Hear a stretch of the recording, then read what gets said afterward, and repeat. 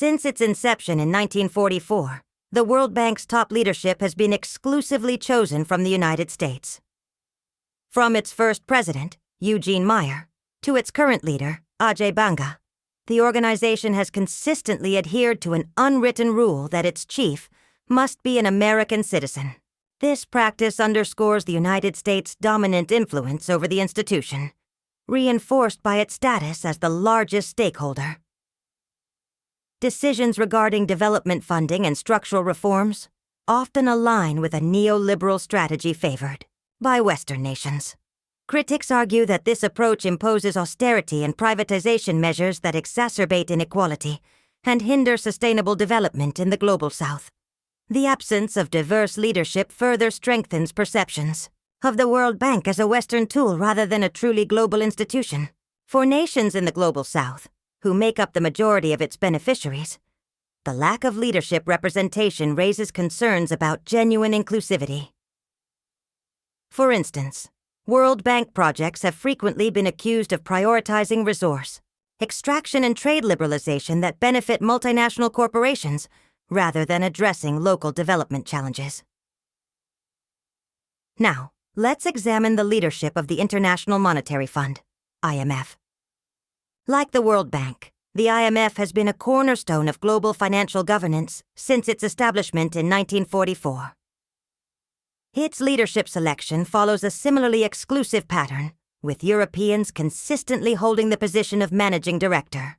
From the first managing director, Camille Gut of Belgium, to the current leader, Kristalina Georgieva of Bulgaria.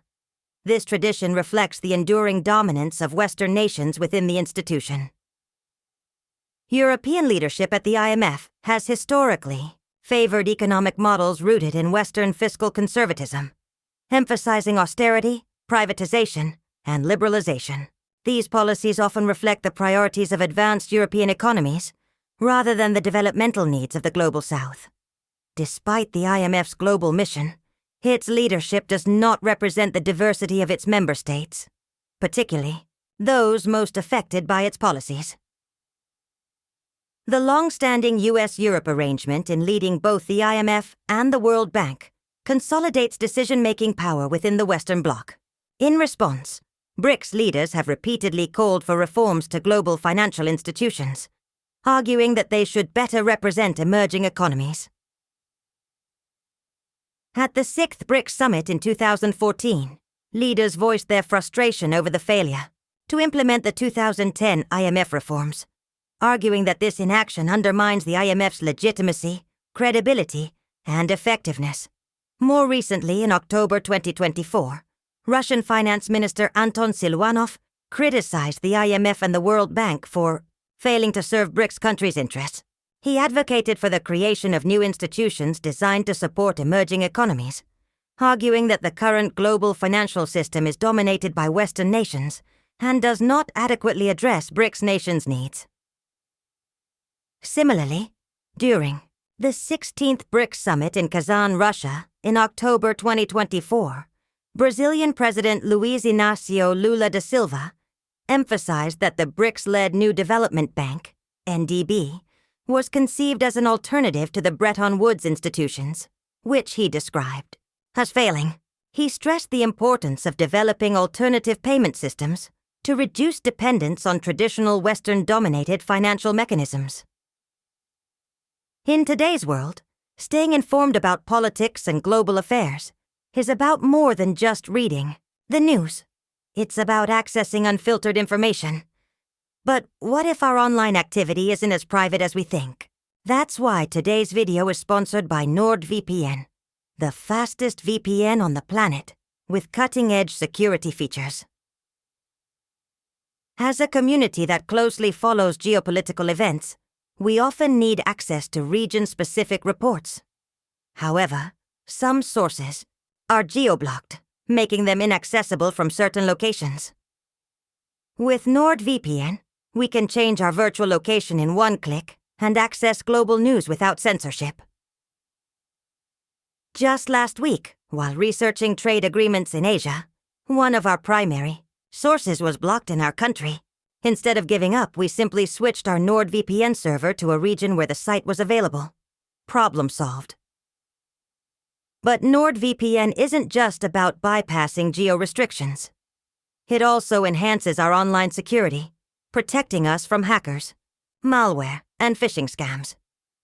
Their threat protection feature proactively blocks dangerous websites, fake online stores, and even scans downloads for malware, preventing us from unintentionally installing spyware on our devices. Another crucial feature is NordVPN's dark web monitor, which constantly scans hacker forums and alerts users if their credentials have been compromised.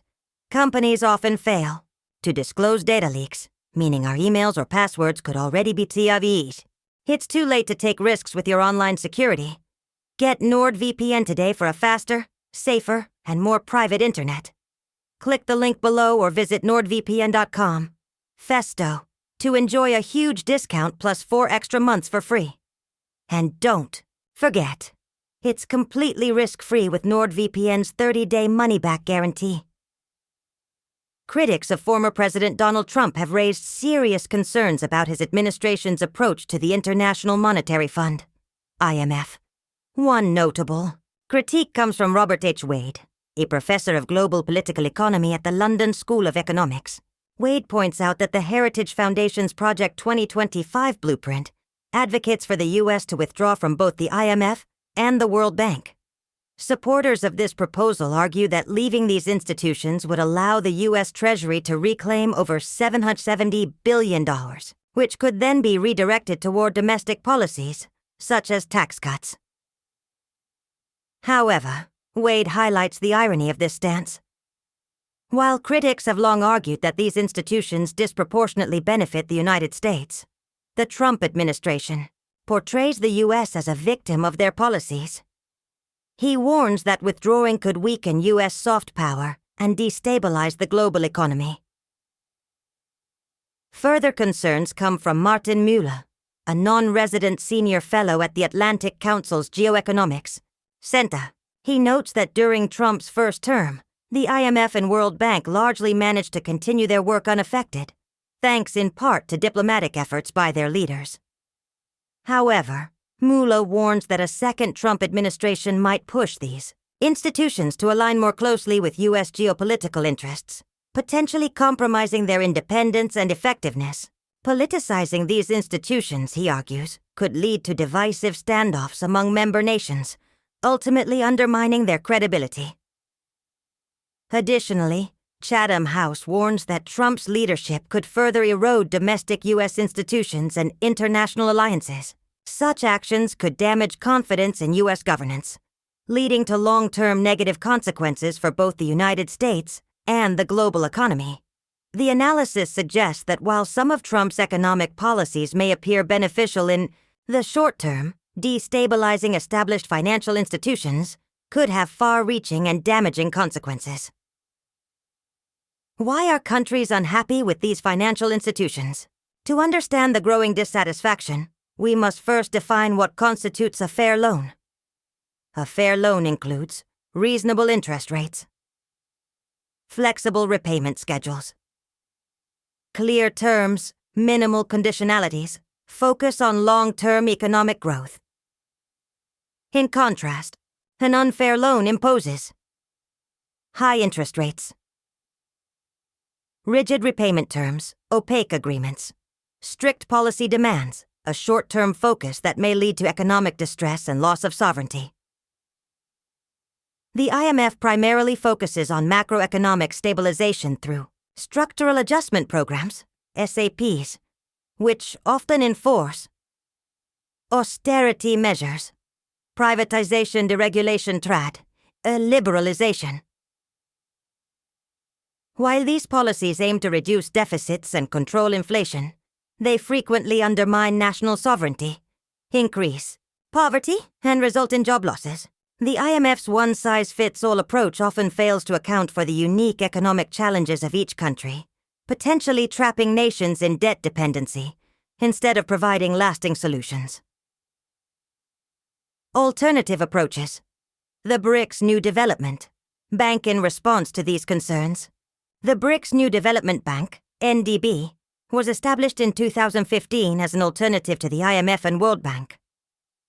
The NDB focuses on infrastructure financing, renewable energy projects, sustainable development. Unlike the IMF, the NDB offers fewer policy conditions, allowing borrowers greater economic autonomy. Regional cooperation and transparency tailored financial solutions based on the economic and social needs of member nations, however. As a relatively new institution, the NDB still faces challenges in ensuring fair representation among BRICS members. The push for reform in the Global South BRICS nations argue that existing financial institutions, such as the IMF and WTO, disproportionately favor wealthier countries, while neglecting the interests of the Global South. Their demands for reform include revising the IMF's quota system to give emerging economies more influence, fully restoring the WTO's dispute resolution mechanism. As a result, many Global South countries are now seeking to overhaul the Western-dominated financial system, with some even considering the creation of alternative institutions to better serve their economic needs. This video explores the widespread dissatisfaction with the IMF and examines how IMF-backed policies have negatively impacted various Global South nations. Both society and the economy have been significantly impacted by IMF loans and the policies they impose. Let's examine specific cases from the Global South. Nigeria and the SAP crisis, 1980s. By the mid-1980s, Nigeria faced a severe economic downturn marked by falling oil revenues, mounting external debt, and dwindling foreign reserves. Under General Ibrahim Babangida, the country implemented a Structural Adjustment Program, SAP, in July 1986, developed in collaboration with the International Monetary Fund, IMF. The SAP aimed to diversify the economy beyond oil exports, stimulate non-oil sectors, and achieve fiscal balance. However, these policies had immediate adverse effects. The devaluation of Nigeria's currency led to high inflation, increasing the cost of imported goods and necessities. Additionally, subsidy removals raised the cost of living for low-income groups. Public frustration erupted into the anti-SAP riots of May-June 1989, beginning at the University of Benin, where students protested with a mock coffin and green leaves, chanting slogans such as "SAP must go" and "SAP is a vampire." The movement quickly spread across the country, uniting students, workers, and other groups in major cities like Lagos, Ibadan, and Benin City. Clashes with security forces intensified, and the government deployed the military to suppress protests, leading to numerous casualties and arrests. The SAP policies led to economic contraction, rising unemployment, and deteriorating public services. These austerity measures worsened poverty and inequality, while the government's repressive response further destabilized the political landscape and eroded public trust. While some argue that these reforms were necessary for long-term economic stability, the immediate social costs were severe. Nigeria's SAP experience serves as a cautionary tale about the dangers of externally imposed economic programs without adequate social protections. Indonesia and the Asian financial crisis, 1998. In the late 1990s, Indonesia was hit hard by the Asian financial crisis, experiencing a sharp decline in the value of the rupiah, soaring inflation, and severe economic instability. In October 1997, President Suharto's administration secured a $43 billion bailout from the IMF. However, the IMF's austerity measures, including subsidy cuts and financial reforms, triggered widespread public outrage. By May 1998, nationwide, protests escalated into violent riots in Jakarta and other regions. Demonstrators targeted symbols of wealth and power, leading to widespread property destruction and looting, particularly against the Chinese-Indonesian community. The government responded by deploying military forces to restore order, resulting in numerous deaths. Estimates of casualties vary, with some sources reporting over 1,000 fatalities. The growing public distrust in Suharto's leadership, combined with mounting pressure ultimately forced his resignation on May 21, 1998. Ending his 31-year rule, the events of 1998 marked the beginning of Indonesia's reformasi era, which introduced democratic reforms and greater government transparency.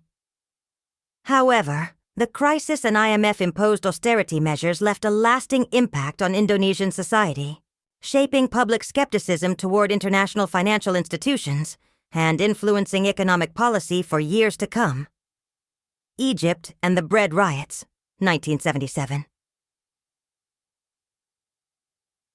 In January 1977, Egypt experienced widespread civil unrest, known as the Bread Riots.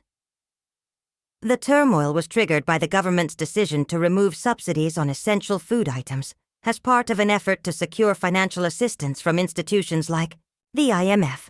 This move caused a sudden surge in the prices of staples such as bread, sugar, rice, and cooking oil, sparking protests across major cities like Cairo, Alexandria, and Suez. The unrest began on January 18, 1977, when workers in industrial areas such as Helwan initiated strikes and demonstrations. Students and other citizens soon joined, leading to large-scale protests with chants against the government's economic policies. Tensions escalated as protesters targeted symbols of authority and wealth, including police stations, government, offices, luxury hotels, and public transportation, causing extensive property damage. On January 20th, President Anwar Sadat deployed the military to restore order. The confrontations resulted in approximately 80 deaths, over 550 injuries, and around 1,200 arrests. Under immense public pressure, the government was ultimately forced to reverse its decision and reinstate subsidies, restoring stability.